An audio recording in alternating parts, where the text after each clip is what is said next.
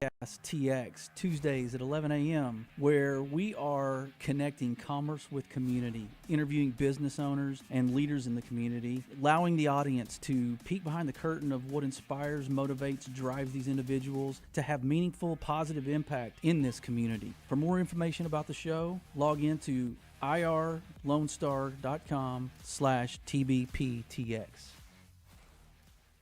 Thank you for listening to Lone Star Community Radio. This program was broadcasted and recorded live from the LSCR studios in downtown Conroe, Texas.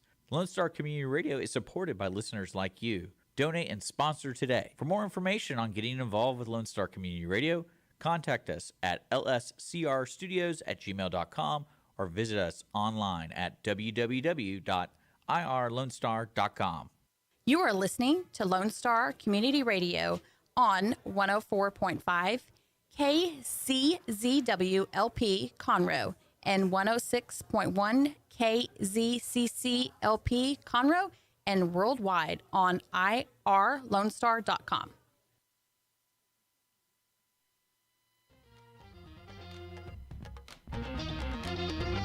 Good afternoon, everybody, and thank you for joining us on the Cindy Cochran Show. We are live streamed on YouTube, and we're also live streamed on Facebook on the Cindy Cochran Show. And we want to thank our sponsor, the Wootton Financial Group. They're our sponsor. We're so happy to have them. Chris Wootton is great. He sponsored me once before, back when we were in the other studio, and now he's come back. So see, it must be okay to come back. I mean, even though you've seen the show, it's, some shows are different than others. You need to watch about 6 weeks worth of time, and then you'll just grow to love me and go like, I gotta see what Cindy's going to talk about or forget to talk about this week. Anyway, I hope that you stay with us because we have got a great guest today, Jeff Berger from the First Baptist Conroe Church.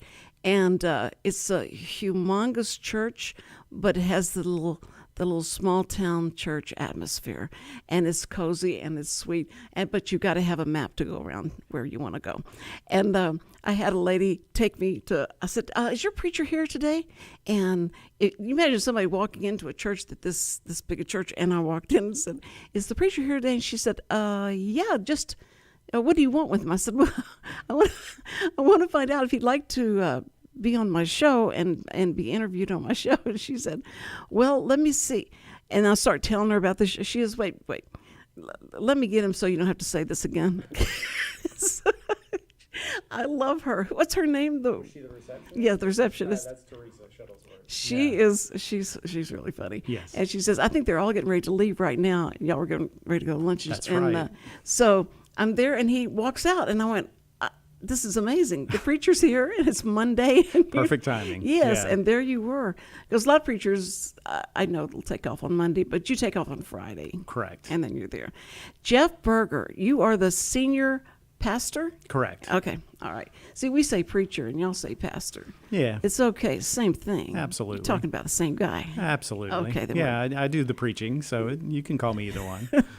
Well, I looked at the website. It was great. Y'all have a really beautiful website. Oh, well, thank you. But you need to have your picture on there more because we don't know which one is you. But see, I didn't know that. I should have gone to staff. Uh-huh. Went to the staff and then find out who's who. But you've been there for how long? It'll be 7 years in March. 7 years. Yeah. Now that's a long time for a preacher, isn't it? It tends to be. I think the average tenure nationwide is like 3.5 years. Yeah. Okay, that shocks me. I thought it was maybe 5 years or something like Right. that. But so it sticks. So you're going to be there for a while. I sure hope so. Yeah. That's good. And your family? How many kids do you have? I've got 2 kids. They're both grown. My son is a freshman in college, Oh, and my my word. daughter is a high school teacher at Oak Ridge High School here in Conroe ISD. You look way too young to have a daughter that's Well, a teacher. You're my favorite person right now. That's what I always say. I love you forever. But that's great. I mean, that's great. Now, she lives here, and your son's in college. Correct. Away. Yeah. So she stays at home? Is she at home? Yes, Okay. yeah. So you have your daughter at home. That's We so love great. it. My wife and I are so happy. We're going to enjoy that as long as it lasts. That's right, because Yeah. it goes by fast, doesn't it? It does. And you have so many different programs. I was going through the programs, and there's so many different programs at the church. You take care of everybody, right? I mean, it's just across the board. Everybody has got somewhere to go, right? Just about, yeah. This is a large church for me. It's the first church I've ever pastored. I've been pastoring since I was 26, and this is the first time I pastored a church that's too big for me to know everybody's name, and that makes things kind of complex. I love it. I love, the resources we have and the opportunities, but it means there's a lot of different people to take care of and programs, and so I joke that when people will come up to the church and say, "Hey, I see a bunch of cars. What's going on?" And I'll say, "I don't know. I'm just the pastor. I'm doing good to get there on Sundays." So, and don't feel bad about not knowing everybody, because as long as I've been going to my church, and I'll go up to people and go like, "Hey, hi, it's so good to see you. Is this your first time here?" She says, "No, I've been here 20 years. I'm yeah. like, okay. Yeah, that's right. a dangerous thing. But especially when you have different services. Right. Now, do y'all have one service, or do you have different ones? We have 3. You have So 3. we've done that essentially since the tail end of COVID. We just essentially, we had been talking about it anyway because the church was growing, and you don't want to get to where the sanctuary is too packed for people to find a seat. So we had talked about starting a 3rd service. Then COVID hit. So in the middle of COVID, we as a staff said, let's do it. Let's go ahead and bite the bullet. And that way anybody who needs to socially distance will feel like the sanctuary is not too full, and they can do that. So we've just kept that up for the past 2 years, 3 services on Sunday morning. And so you it's been never good. stopped services and went totally online? We were closed. We were only online for about 6 weeks because of the county's recommendation. Right. They said no groups over 50. So we decided from the start, let's just abide by whatever they say. And then once they opened it up, we were able to come back, and we've been mostly in person ever since. That's good. It bothered me so bad, because growing up in the church, and you go like, okay, Satan is doing this, right? I mean, Yeah. and if we don't go back and get in that building again, what is God going to think of us? Yeah. And it was funny. It was such a weird feeling It to was. lay in bed and eat donuts and watch the. It was a strange thing. And, you mentioned that and you laugh, but there are people that have had a hard time coming back because they've gotten so used to watching online and, sitting in their pajamas. But, Right. Yeah. So y'all need to have like a pajama day, and everybody. Yeah. It would be fine. But I think that it's interesting because of the way that the press and everybody else in the news are talking about how the churches have dropped to 30% in attendance and all, and that it's not thriving anymore. And I don't know if they're counting the people that do tune in and watch and are at home watching, or is it just the people that have come and sat down at the chairs? Has anybody come to you and said, "Are y'all losing people?" Yeah, we get that question a lot just from our members and from people we see who go to other churches. And this past year, we reached the point where we finally hit our pre-COVID attendance numbers, and we thought that was a really exciting moment. Yes, yes. But yeah, a lot of churches have struggled with that. Well, that's what we looked around, and we went to one service, and I loved it. I know it's, we're closer to each other and all that, but I loved it. And the balconies were full, and they finally got used. And so I think that they're thinking about going back to the second service because they're afraid that it's everybody's so close and compact. Yeah. But I like that part of it. That's absolutely. fun. New Year's Day, we had one service, just like You Christmas did? Day. Oh, and it was yeah. about half of our normal Sunday attendance, but because everybody was in one room, it felt so full, and everybody was just so excited to see each other. And so, yeah, there's that give and take. Right, right. Yeah, I understand. Is it anything that happened during COVID that you had to overcome, or that did gosh. hurt? Yeah. I mean, it was a stressful time for everybody. You had, in addition to the questions about can we meet on campus or not, you had people's livelihoods on the line, and people Right. struggling financially. You had people getting sick. I mean, like any other church, we lost some people who died of COVID. We had people who got very, very sick. Not many relative to the total population, but that happened. So it was a stressful time. I'm grateful. There was something one of our longtime members and deacons said to me in the middle of it. He said, because I was telling him, it's so hard to make decisions right now, and he said, well, there's not a playbook for this. And I thought, man, what a great thing to say, because he understood, none of us has lived through anything like this. So we were all figuring it out as we went. Well, I saw how difficult it was for the leadership to say, okay, we're not going to have, have attendance today. And we said, well, can we go outside? Can we just go outside? And well, other people are trying to do that, but the police come.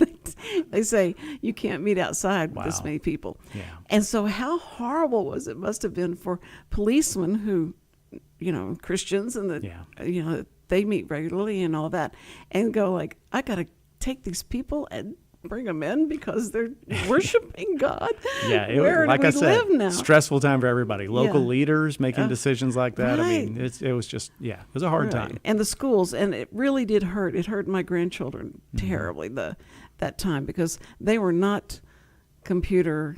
They didn't want to be on the computer. Right. And I don't blame them. I kept saying to them, man, if this had happened to me when I was in school, I've been so excited because I don't know why y'all don't take advantage of this. And they went, well, it's just, I miss my friends. I miss seeing everybody. And these teachers, they're teaching us over the internet are, it's too difficult to get it, because I can't stop them and say, I don't get it. I don't understand. And so it was their feeling of just the rebellion that came out in them for this is just, I just don't think we're going to ever get back into school. And so they thought, why mess with this? We're not going to have school. And they couldn't see beyond tomorrow. Now, we've experienced a lot of bad stuff, but then you see it will eventually go back to normal, or get back to normal, or get better anyway. And they couldn't see it. They just couldn't. Exactly. Yeah. That was sad. So how many sermons did you preach on don't be afraid, don't have anxiety, don't worry? Yeah, that is definitely a topic I need to address often, and not just during COVID. I mean, anxiety is one of the plagues of our generation right now. And God must have known it was going to happen, because he talks so much about it in the Bible. Right. The most common command in Scripture is fear not. So fear not. That's right. Yeah, that's right. So anyway, so while I have you here, and you've preached for 7 years, so I think you probably got this, is the golden rule. The golden rule has been around for a long time, of course, but people that have forgotten it or don't think it really applies to everything, so I'd like to just say, what part of the golden rule do you not understand to the audience and people that are going like, what's the golden rule? Right. The golden rule is where Jesus said, do unto others as you would have them do unto you. And to go further, what was the second after he said that? And the second is no, you're thinking of the great commandment. The great commandment, love the Lord and love your neighbor. Right. But, yeah. And that was too. I remember thinking, I don't want that person to love me like they love themselves, because they're so mean and bad to themselves. They have no. I don't want them to love me like that. But I think that to say, do unto others, act unto others as you'd have them act to you. That promise is like, or that command, I don't want to put it like a commander said, here's a suggestion. You ought to treat people the way you want to be treated. And it's so brilliant. It's so brilliant with a lot of depth. It is. It's brilliant ethical teaching. The interesting thing about it is there was a version of the golden rule that existed before Jesus that the rabbis would teach, but their version was, don't do anything to someone else you wouldn't want someone to do to you. So essentially, right. It was a negative command. Right. You could fulfill it just by leaving people alone, right? Jesus came along and made it a proactive command. Not only do you not hurt someone else, if you see someone struggling, you need to do for them what you would want them to do for you. And when you think about it, if someone didn't even know the rest of the Scriptures, but everybody just followed that one command, the world would be a much better place to live in. Oh, yes, right, exactly. And whenever I was reading, and then the scholars came in and said was their take on it, because they thought it was more in depth.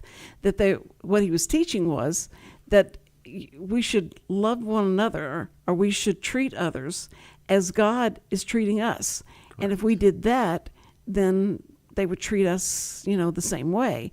And so a lot of people have said, well, that makes sense. That's not a promise, because I can't keep the promise for that other person. I can do what I'm supposed to do, and I'll keep the promise. But how does it mean that person's going to be this, Yes. do the same thing? I mean, it's like, is it kind of like whenever he says, if you're really nice to somebody, you can heap coals of fire on their head. And yes. I love that scripture. That was a fun scripture. Yes. When I found that out. And it's true. Whenever you're nicer to people and they're yelling at you and they're being mean to you, yeah, it does make them feel bad sometimes. Absolutely. Makes them feel guilty. Yes. Yeah. It can spur change. Yes. So if you're going to do something to someone else, and you're not hoping, but you believe that they'll do the same to you, because that's what you feel like, is that the promise, or is that just a suggestion? Well, I think when you look at Jesus' life, you see that there's no real. He's talking about unilateral love, because Jesus came into the world preaching nothing but love, doing nothing but good, and they crucified him. And he, the night before he died, he tells his disciples, "If they hated me, they'll hate you too." So he left them with no illusions that, if you're really just really nice, loving guys, you'll be very popular and everybody will love you and everything will go great for you. He did not leave them with that illusion.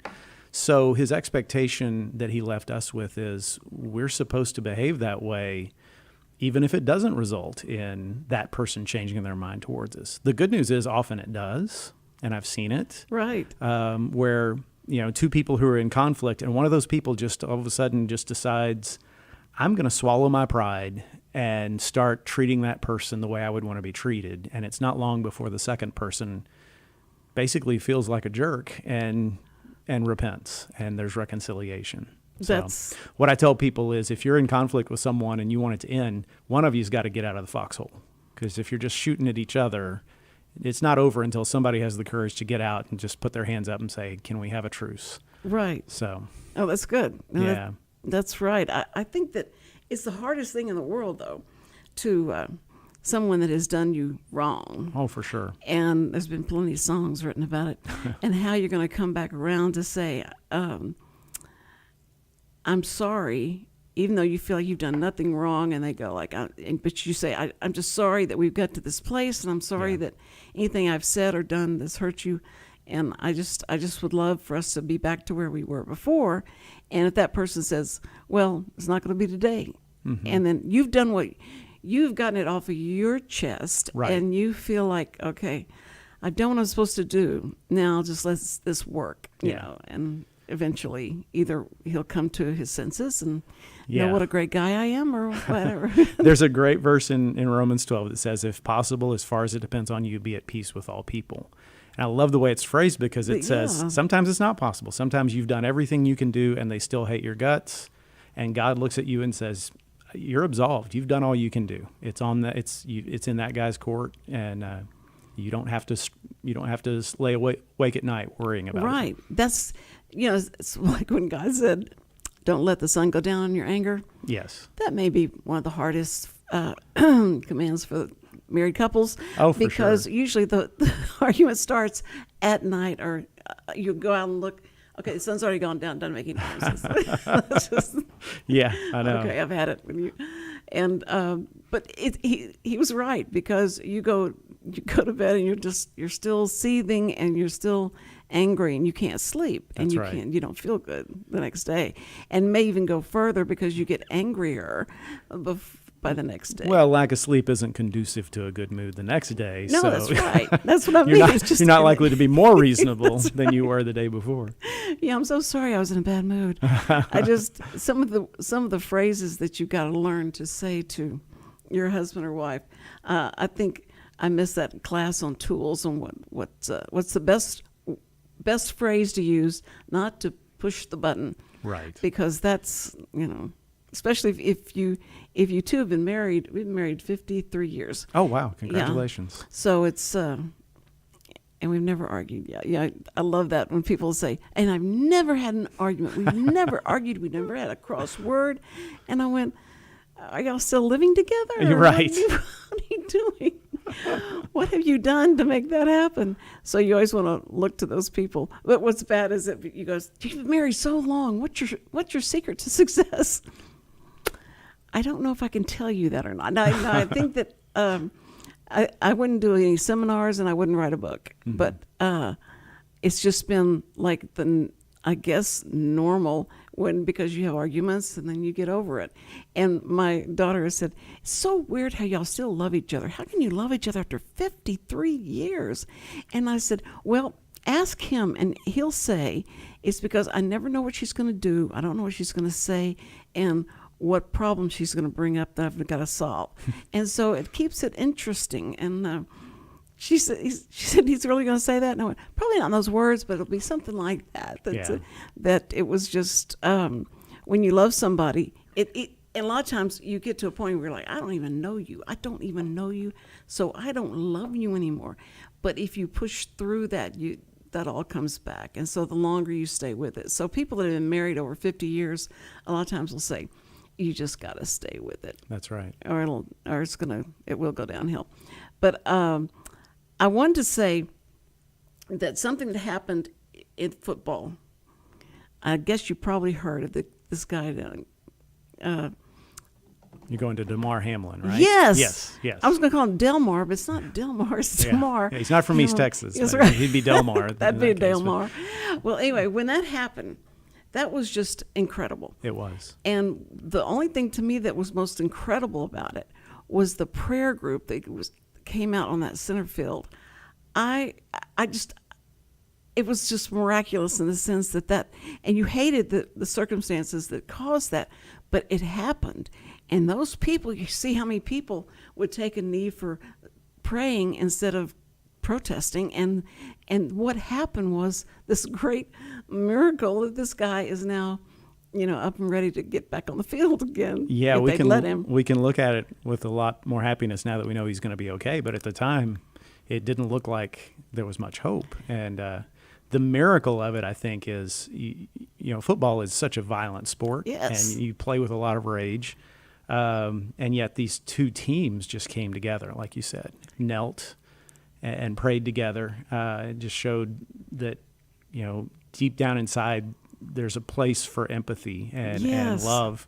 And then in the succeeding days, I saw a video of a sportscaster that I didn't even know was a Christian basically pray on television, and it just blew me away. Oh, yeah. On ESPN? Yeah, Dan Orlovsky, yes. And, on ESPN? On ESPN. And I don't know if he cleared it with anybody first, but the other people at the desk bowed too, and they all said amen, and I thought, that's pretty amazing. I've never seen that before. In the booth are going, what is he doing? What's going on? Yeah. What is he saying? Why is his head down?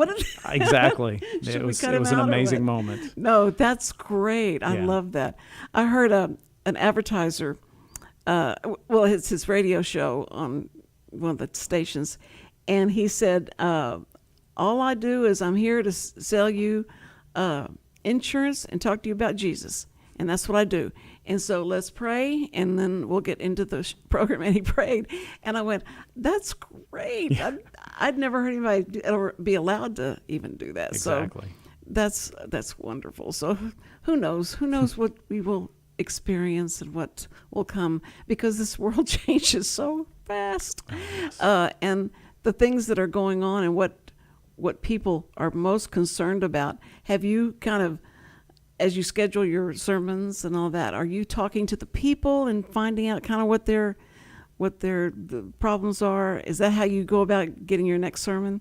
Yeah, I'm a little weird. I plan them out a year ahead, a year at a time. So. Oh, are you kidding me? Yeah, I take a week and just kind of schedule them out. I don't write the sermons, but I plan what I'm going to preach. And before I do that, I talk to the rest of the staff. I talk to deacons and just essentially say, what do you see our people struggling with? What do you think they need to hear from the Word of God? And they help me. And of course I know, because I know our people and I see some of the things they're struggling with and things that are happening in the community that we're all brokenhearted about. And so that's how I try to structure things. See, that That's great because you do get the input Yeah. from people that are on the ground. You have boots on the ground. The thing that I think is interesting is that people want to hear a certain sermon, and they don't want to be stepped on, their feet stepped on during that sermon. They want you to talk about the things that they wish they could say to their neighbor, but you say it and it'll be okay, but I don't want to say it. And then after the sermon's over and the people are leaving, do you go to the back and the people come out? And Yes. okay. Yeah. And so at that time, do you get a lot of your ears full of suggestions and ideas, or did they or did they say, "You were great, I love it, thanks, don't ever change"? I am a very fortunate pastor because my people are really kind, and they tell me nice things almost exclusively. And if it's ever not, it's usually, you said something and I don't think that's correct, and I'll have to go back and look at it and go, okay, I didn't say that right. So it's. I have a good congregation. And they do it with kindness. They do. Constructive criticism. They do. Especially now that I've been here a while and they know me. So do you have like an open door policy where if anybody wants to come see you, you let me see you. so I know you've got a really big open door. I tell people, call ahead and make sure I'm there. Yeah. Because I don't want you to make the trip and me not be there. I obviously it's better if they make an appointment for a lot of reasons, but if somebody comes in and I'm just doing sermon preparation or whatever, I'm not going to tell them to go away. Yeah. So, yeah. No, that was, I thank God for letting me run into you. So it was good because I thought, I'm just walking in. Yeah. I was walking around downtown Conroe, and because I wanted to get guests on that have a business here and that would need some advertising. I didn't think y'all needed any advertising or any of that. No, it doesn't hurt. But I want to put spotlight on all the churches and things that we have, that we have, and programs that we have, especially like for women and things like that. I want to make sure that that people know that we're out there, and I believe it's thriving. I don't believe it's going downhill or anything like that, because we go through, probably the churches have gone through this for many years. I can remember the people saying at church, I was a little kid though, and they'd say, "Oh, where are all the members? What are we doing? What's going on?" People being worried about it. And then the church would fill up again, and there would be, so it would wax and wane, the kind of thing. And I feel like you can't lose hope because of those going on. Do y'all have Wednesday night classes? Yes, we do. Okay. Yeah, and I do a Bible study, and we have children's activities, teenagers activities, and choir and orchestra, and then right now we have a marriage group that's getting started, and there's something that's starting pretty quickly that I'm excited about. It's called Mama Bear Apologetics. So it's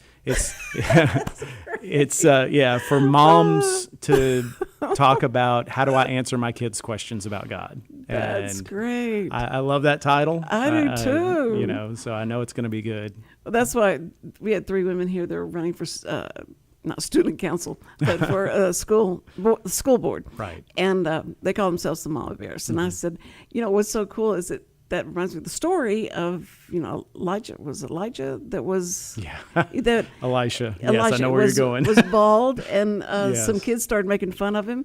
And so it made God mad. So he sent the she-bear. And the she-bear is the one that's the ferocious one that's going to take care of these kids for making fun of Elijah. I love that story. The story was so funny to me. It wasn't funny probably to them. Anybody who's ever worked with teenagers loves that story. Sad to say. But, Definitely.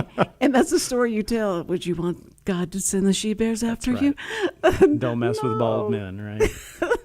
No, but it was great because that's their biggest concern was what was going on in the schools, and so I was so glad that that they were running and that they were going to put themselves in that position to be able to help oversee, so we were not blindsided by, your child coming home and saying, "I've decided I'm going to be a boy," and they went, "What?" And the parents find out like that.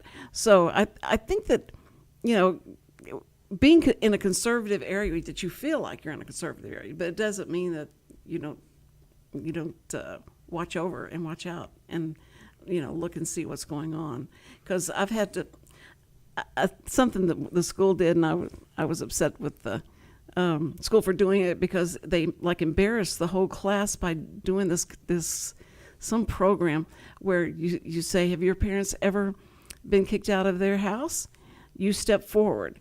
I mean, you step backwards, and the ones that haven't stepped forward.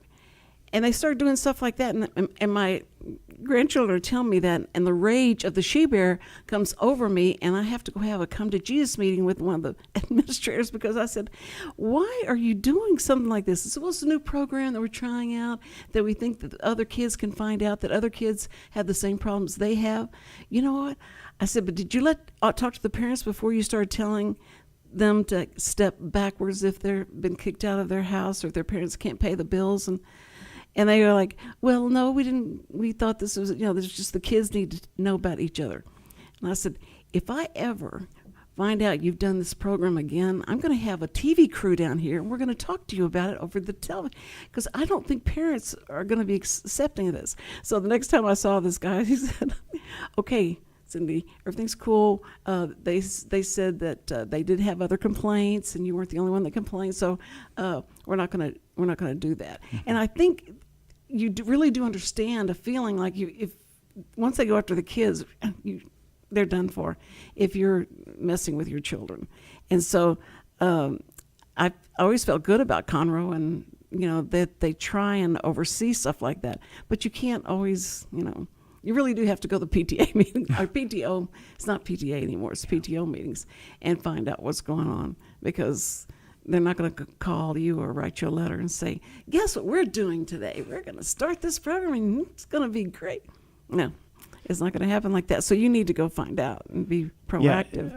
Yeah, having a daughter who's a teacher, and my mom years ago was an elementary school teacher, I think the first place you start is with that conversation with that teacher, because 9 times out of 10 you find out they're good people and oh, definitely just want to do what's right, and having that open communication is going to solve a lot of the problems. But yeah, you're right. It's our responsibility for our kids. Well, above all else. And a lot of the times it's coming out of Austin. Stuff comes to them that they don't have any control over, and it's either you teach this, or you teach it like this, or this is what we have decided. But then sometimes they do away with that because they get a backlash of people, and they don't want that at all.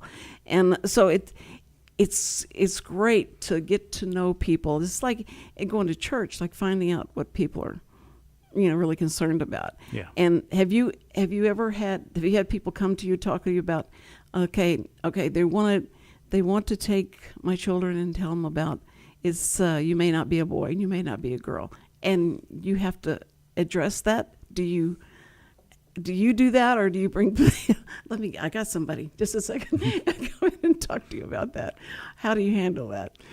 Well, thankfully we haven't experienced that from the local school system with anybody that I know of. That's great. I just, my Wednesday night series this last fall was an apologetics series, and I dealt with issues like sexuality and like gender and where do we stand as Christians. And so there's no doubt where Scripture is on that. And I talked about how we should relate to people who have a different perspective, and how we can do unto others as we want them to do to us in that respect without compromising. So hopefully helped equip our people when they encounter stuff like this in the future. See, that's great. And to me, one of the scariest verses in the Bible is, judge not, that you be not judged the same way. And I mean, when God says, I'm going to judge you the same way you judge other people, so you go ahead. But here's the deal. Here's the problem with that. And that's got to be what we do so much of, and we're so in tune to doing that. And you go like, well, wait, what if I say something that's really happened, but so I'm judging it by their action. I'm judging them by their action. Is that okay? Well, here's the deal, is that you don't know what happened to them. You don't know their backstory. You don't know what God knows about them. And so you can't make a judgment call about you're going to hell or whatever, because something could have happened that day. And that's why they acted that way, or that's why they said what they said. And it could be something that they were brought up, their parents talked that way or their parents did this or that. And so they thought it was a normal thing to do. You don't know that, but you find it, easy to judge what they're doing.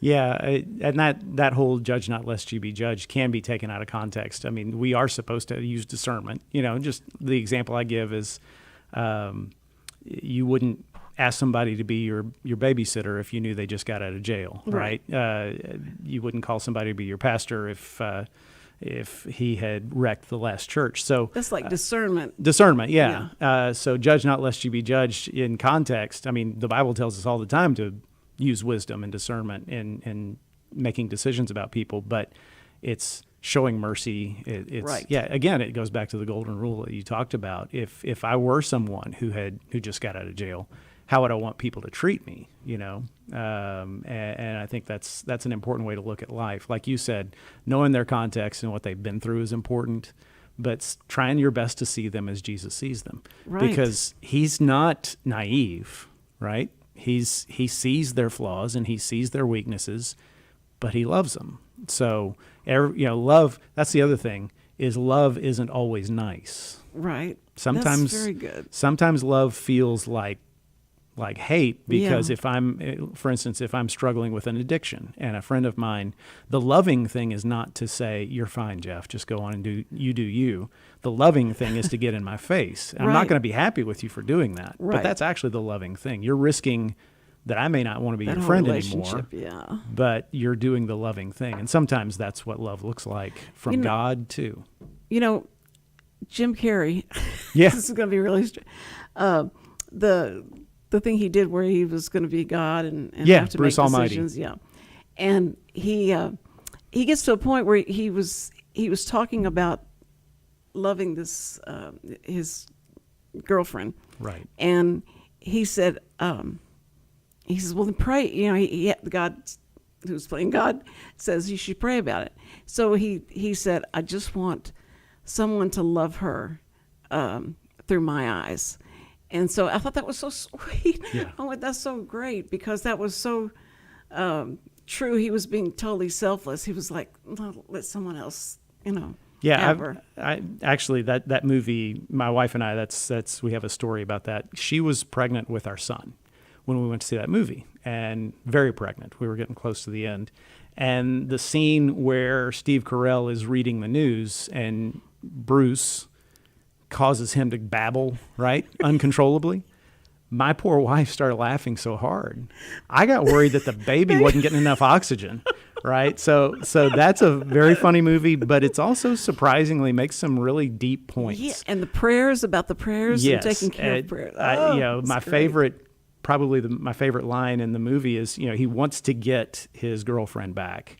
And he says to God, how can I make somebody love me without counteracting their free will? And God says, welcome to my world. And I thought, whoa, that's pretty deep for a Jim Carrey comedy. So true. It was surprisingly relevant. Well, in our family, everybody was kidding around, laughing and all that. And so we pray on the way to school. And when my grandson was like, I think 6 or 7, something, he did the prayer. And he said, at the end of the prayer, I hope this makes you smile, God. Wow. And I thought about God smiling. And so it was funny. It's like, I'm trying to picture his face with a smile on. And my grandson said, oh, I know what he looks like. I said, you do? And he goes, oh, sure. You don't know what he looks like? And I went, well, let me think about that. I don't know how to answer that. I don't know how to say, I have an idea, or I don't know. No, I don't know what he looks like. Could you draw that picture that you have in your mind? But it was such a sweet thing to think about God having that kind of, laughter, or think something's funny, because Jesus would say things that were, when we talked about the pin going through the eye of a needle, a camel going through the eye of the needle, right? And things like that you feel like, oh, I can relate to that. That was funny. Yeah. So he could be a little sarcastic at times. Yes. So yeah. Well, imagine the people that he spoke to, and how long he didn't have very long. It was only like 3 years that he had to like get this done. So you can imagine, maybe that's why preachers only stayed 3 years. Yeah, maybe. I wish it was something as spiritual as that, but it's probably not. No, it's so hard. All the emotions of people and the egos and the drama that must go on, but that's part of it. And I guess you learn to forgive, right? Or your forgiveness skills are tested, aren't they? Yes, Jeff? yes, they are. Yeah. Jeff Berger with First Baptist Conroe Church, and it's like wherever you are in downtown Conroe, you see the church. You understand that, right? Right. So can I tell a story? Please. So long before I got here, the main street ran right through smack through the middle of the church campus. So you had, on one side of Main Street was the sanctuary, on the other side was the church gym and a building or two other. And then in 2002, so 20 years ago, the city of Conroe closed down Main Street right where the church, dead ends into the church, and the church built the atrium, which is probably where you walked in for the first time the other day. Right. And it's beautiful. I want to give everybody a hug who built that, because it gives us this great place to just kind of hang out in between services or before or after. And it is. But yeah, I tell people all the time, this used to be Main Street, and now it's part of our church. That's interesting, because I remember walking up to it and I went like, how am I going to, they're not going to be open. The door's not going to be open. The door was open, and I walked in and there was all the pamphlets. And so that looked familiar. So I was reading all the pamphlets, and this lady that was cleaning came through, and I said, do you know where the offices are? Because I can't, it says that way, but it looks like there's a wall there. And she said, come this way. So I guess, this was so funny to me. She took my hand and helped me down the steps. And it was so sweet. That is sweet. It was so sweet. I got to learn to walk better. And she took me down the steps. And then she says, just a little more steps. And then she said, he's right this way. But she opened the door and everything. It was great. So sweet. I was like, I have to, that's what I would do for you. I would take you down. But it was like, I've either got to put more color in my hair or I'm going to walk better. But I just want to tell you how nice your people. Oh, that's good for me to hear. Your people are. And it was very welcoming, so she could have walked right past me and said, I don't know where he is. Yeah. You never know good where luck, he is. lady. Right. That's right. Have fun. But anyway, well, that's interesting. That's like a history of where you are, but that is something that if anybody wonders where the place is what street is it on? It's on the street that runs in front is Phillips. Phillips, yes. right? But it's a one-way street, so no, Phillips is not one way, but Main Street dead ends into it. So okay, but Phillips is okay. Phillips runs in front of it. Okay. I always tell people, if you ever come downtown for jury duty or you have a court date, you park in our parking lot. You may not know it, but yeah. They love you because that's the worst thing in the world, is trying to find a place to park. Right. So that's really nice. Thank you. That's probably everybody's going to come now. They're going to think you're having church services all the time. Boy, that church is open all the time. Well, and if I can say this, I mean, if you're coming downtown for court, you're probably in a real stressful place, and if you just want to pop into the office and have somebody pray over you. Pray over you, yes. Because we're open 8:30 to 4:30 Monday through Thursday. So. And you open that up to the people that are being prosecuted, right? Yes. Okay. Yes, it doesn't. I mean, I'm putting it out there because they probably don't know that, but just want them to know that you would pray for them. It's funny because we always see in movies and all that is the Catholic Church is the church that everybody would go to that was open all the time, and you go in there and you just sit and pray and all that. But I never saw a church that I went to that was like open for people just to come in during the week and go sit down and pray. And I thought that would be a really good thing to do, is just to have, since you have staff there all the time, that you'd be able to, let people come in and sit down and pray. But I think the security, they probably go, Cindy, yeah, here's the deal, and God knows it's a world full of bad and good people. It sure is. And so we want to hope that they're going to be good and they're not going to take anything that they see. But it is, but it's just interesting, and I know that everybody's staff and the churches and the staff that I've encountered around here, going around trying to find women's ministries to come over. Okay. And who's the head of your women's ministry? Do you know? We have a group called the Ladies Friendship Ministry, and the head is one of our church members named Gail Graham. It rotates, but right now she's leading it, and they have a Bible study on Mondays, and then they do monthly events, lunches, and have speakers come in. So that's one. I think we're getting ready to expand that. But then we also partner with Bible Study Fellowship, BSF. Now, this is not something we do, but it's an organization in town, and they have a ladies' Bible study that's really intense. We host it. So we don't have to do any work. We just have to open the doors and they come in. Oh, so that's every great. Wednesday, in fact, I have to find a different place to park because there's several hundred ladies parking in our parking lot. That's and I walk in, great. and there's women of every race and every church in town in that building, and it's really beautiful to see. That is wonderful. I've got to have her on the show. She have to come on the show. Yeah. The person who's in charge of that. Yes. Or your BSF, yep. And your lady would be fine. Yeah. Because I just want to spotlight that to let people know. There's no reason to sit at home and be lonely or feel frustrated and all that. There's so many activities that churches can bring you and that you can get involved in and do everything that makes you feel better. You're going to feel better for it. Yeah, and the irony is, we're the loneliest generation, I think, in American history, and our smartphones, our other devices that were supposed to make life easier have instead caused us to get behind closed doors and never talk, and it's killing us. So, whether it's church, definitely, I'm going to be brand loyal to church. But if you're part of any organization, just getting people out of their homes and together is going to be a good thing for them. Right, exactly, Yeah. and they will find that what God said, don't forsake the assembly. There was That's a right. reason, not only to hear about my word and all that, Hebrews is 10, to be able to live it, and to feel better about yourself and feel like you're not alone. That's So, right. And he's given us, he gave us a brother, he gave us a father, and there's so many grandmas and aunts and uncles at church. That's right. So it's good to go. So I thank you so much for, sharing with me and Absolutely. letting me talk.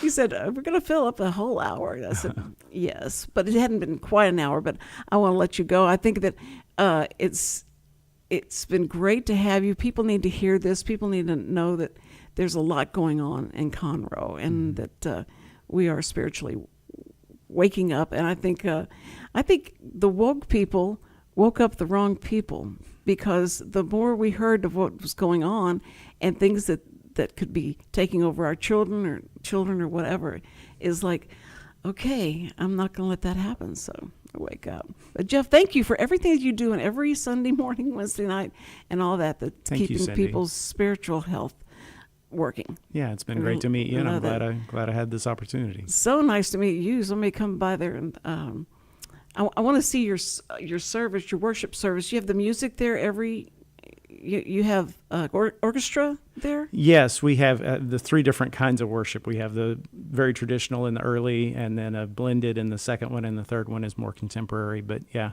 the orchestra plays in the first two, and Okay. the contemporary one is more guitar, drums. Okay, kind of that's thing. Yeah.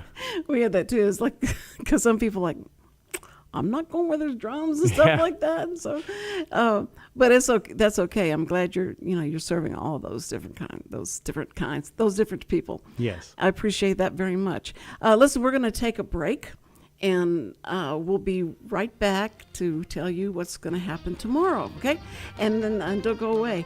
And Jeff, thank you, and hopefully we'll have you back when you have something that's coming up and that y'all are going to do, like a night of Bethlehem or anything like that. Let us know. Sounds We'll be good. glad to publicize that for you. Thank you, Cindy. Appreciate Thank you, it. Jeff, so much. We'll be right back. And thanking again Chris Wootton for being a sponsor for the Cindy Cochran Show. We'll be right back.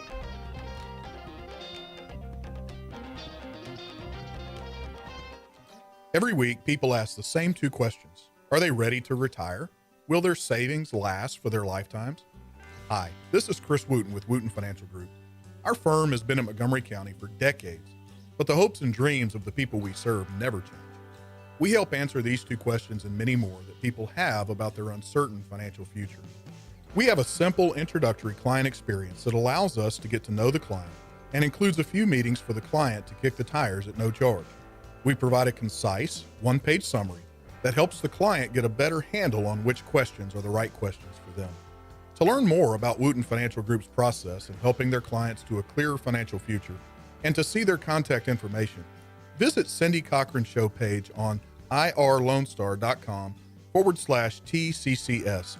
Wootton Financial Group is a proud sponsor of the Cindy Cochran Show. Wootton Financial Group is available by phone at 936-449-5952 or visit them on the web at www.woottonfinancial.com. That's www.woottonfinancial.com.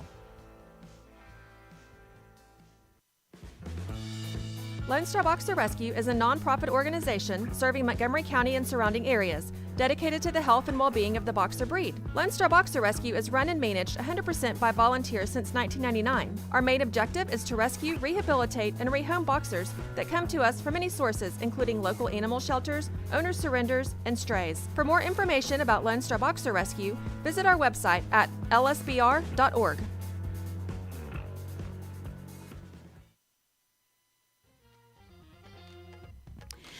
And we're back on the Cindy Cochran Show. We had Jeff Berger with us from the First Baptist Church, Conroe, and he's good. I'd love to hear him preach. So tomorrow we have Taking Back Sunday Nights. This is so funny because so many churches have not, they don't use Sunday nights anymore. I used to go to church Wednesday night, Sunday morning, Sunday night, and then anything else that they had going on. So it was funny when they stopped doing Sunday nights. And these guys are talking about they want to take back Sunday nights. And so he's going to be coming in. He's driving in from Louisiana to be here tomorrow at 2:00. And we're going to talk about Southbound is the group that's going to be there.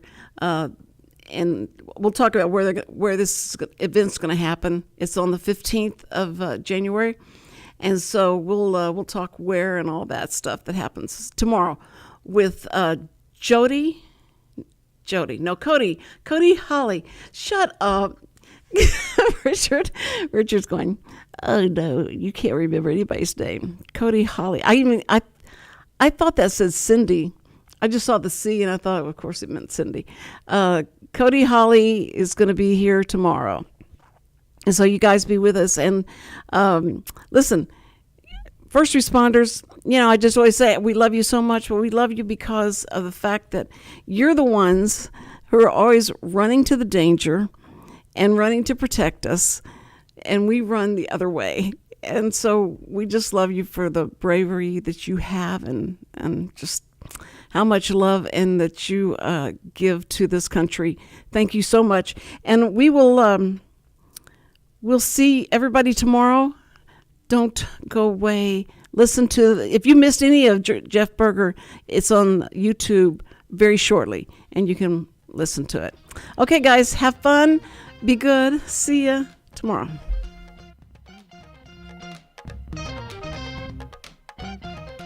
This program is sponsored by the Wootton Financial Group. It is not the intent of Wootton Financial Group to render or offer personalized investment advice or financial planning advice through this radio program or any related website. Wootton Financial Group's participation in this program is limited to providing general information on financial matters and should not be construed as financial recommendation or investment advice. Investment advisory services are offered through Game Plan Advisors, Inc., a registered investment advisor registered with the Securities and Exchange Commission and the state of Texas. Insurance services are offered through Wootton Financial Group, Inc. Game Plan Advisors and Wootton Financial Group, Inc. are affiliated through common ownership, and neither firm is affiliated with The Cindy Cochran Show. No listener should assume that any information presented and or made available on this program serves as the receipt of or a substitute for personalized individual advice from Game Plan Advisors, Wootton Financial Group, or any of their representatives. Health Center Southeast Texas is a federally qualified health center. We accept Medicare,